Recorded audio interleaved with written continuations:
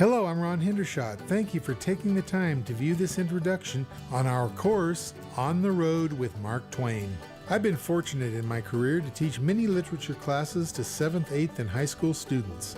It never failed to shake up the discussion of the works of Samuel Langhorne Clemens that traditionally centered around the adventures of Tom Sawyer or the adventures of Huckleberry Finn, when I introduced them to another of his short works, The War Prayer, published after his death in 1923, 19 years after he wrote it.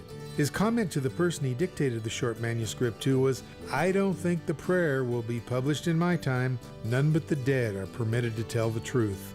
I have fond memories of the trouble my fellow literature teachers and I found us in with some parents and ultimately the school board over the use of this amazing piece of controversial writing. What more can one say about a man who possibly wrote and often gave this advice to his audiences? Eat a live frog every morning and nothing worse will happen to you the rest of the day.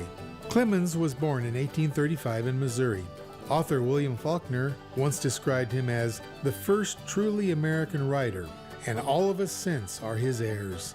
Ernest Hemingway echoed this in his writing, "All modern American literature comes from one book by Mark Twain called Huckleberry Finn. All American writing comes from that. There was nothing before, and there has been nothing as good since." Clemens took his pen name from his days working as a riverboat pilot apprentice in St. Louis. It literally means, in nautical terms, water deep enough to be safe to navigate. Our course provides students with an introduction into the life and works of Mark Twain, with many options for further study and visitation to where he lived and wrote while living in the West. Our text, On the Road with Mark Twain in California and Nevada, takes you through Clemens' years in the West, where you can experience the content within which this author created many of his most profound and literary contributions.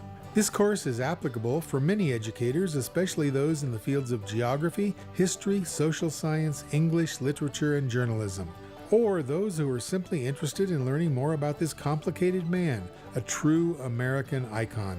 It bears mentioning that our course is also very flexible.